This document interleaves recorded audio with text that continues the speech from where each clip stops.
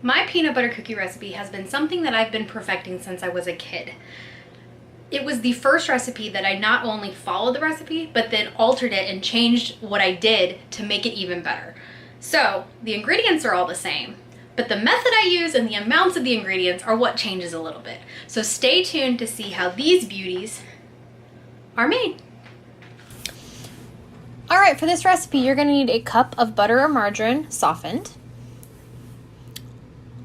a cup of granulated sugar, a cup of tightly packed brown sugar, 1 1/4 cups of peanut butter, 2 1/4 cup of flour.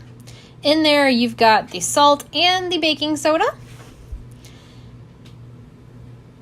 And you're gonna need 2 teaspoons of vanilla, and then there's also 2 eggs, but we'll get to that. Okay, here we go. Obviously, like I said, you want to make sure the butter is softened, and I'm gonna be using my KitchenAid mixer for everything. So you're gonna get that going, and slowly add in the sugar. I do use the creaming method for my peanut butter cookies. Most people with cookies do an all-in-one method. I have always done the creaming method.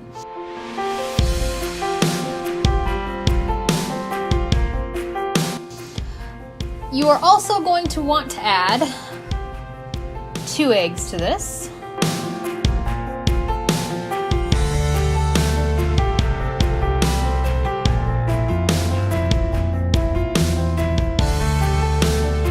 Never add both eggs at the same time. Try to add them one by one. Then you're going to crank it up and really get it mixing. Unfortunately, the thing with the KitchenAid is I don't have the beater thing on it, so I have to stop and completely clean it, but that's okay. Get it going there. Put it on high for a little bit. Get it really good and fluffy. Turn it back down, and now we're going to slowly add the brown sugar. This is where my recipe does deviate from a lot of people's recipes. I use equal parts regular sugar and brown sugar. Most people don't. Once that gets mixed in, again, you scrape it as much as you need to.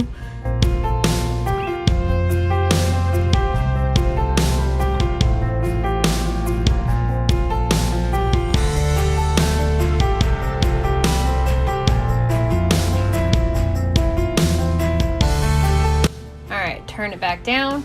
I have all the peanut butter in this little gizmo right there.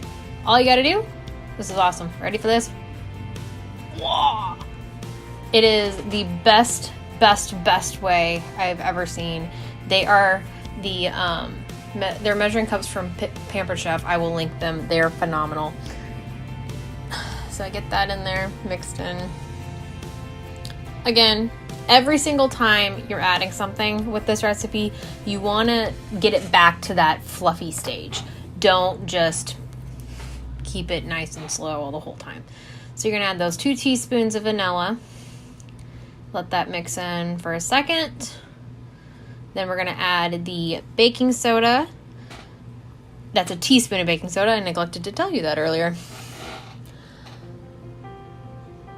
And a little pinch of salt. About a 1/4 teaspoon, give or take.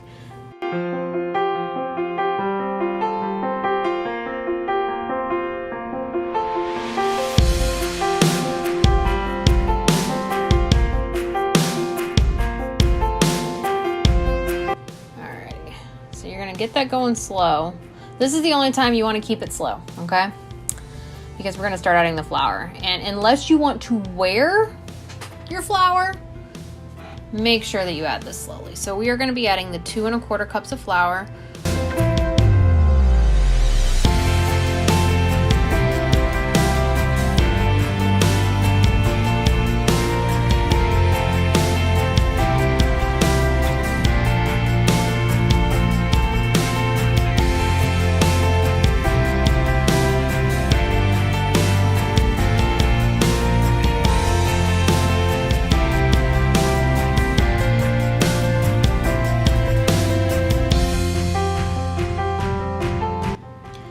So once all the ingredients are in there, you're gonna turn that baby on and you're gonna crank it up to the max, and you're just gonna let it go at least a minute, if not 2, until, again, you're back to that fluffy stage. There you go.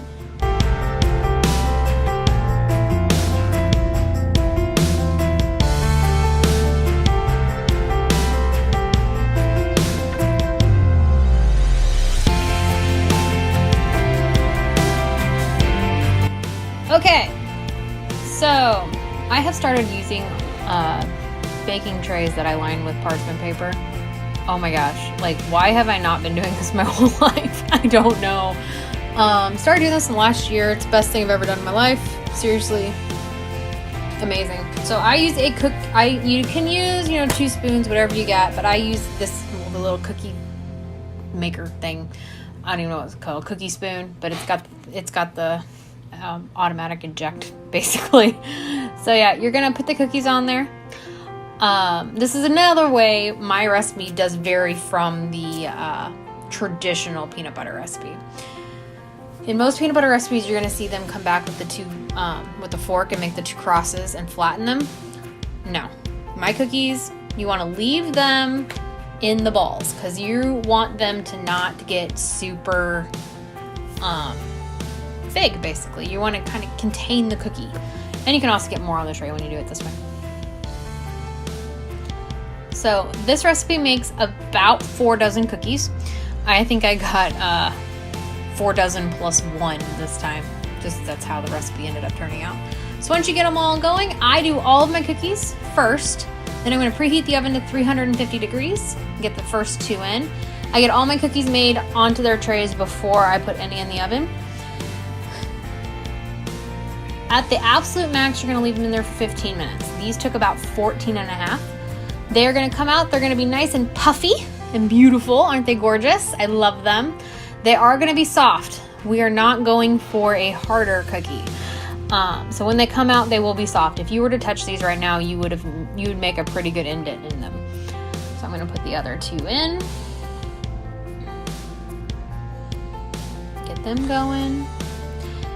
Leave the cookies on the tray for about 3 or 4 minutes because you want them to flatten out. You want the hot air inside to escape.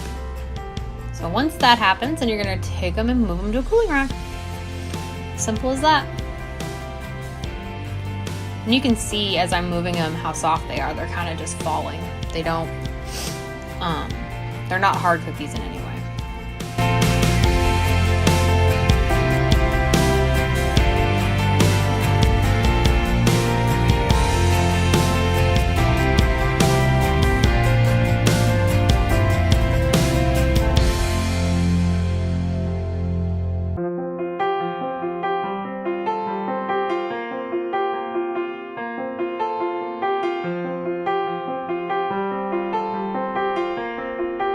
And I'm sure somebody's going to ask me about my cooling racks. Yes, they're Pampered Chef. But these things are amazing. You need to go buy these. If you make cookies even once a year, you need these in your life. You ready for this? They're stackable.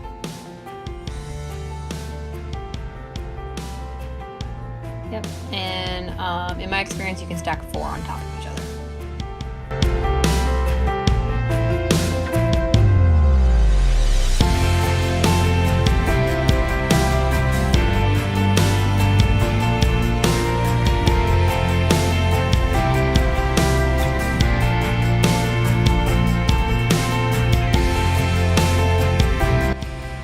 Well, I hope you enjoyed this little tutorial on my peanut butter cookies. Don't forget to like, comment, and subscribe. And if you want to know what else I make or have a suggestion, let me know in the comments. Talk to you later. Bye.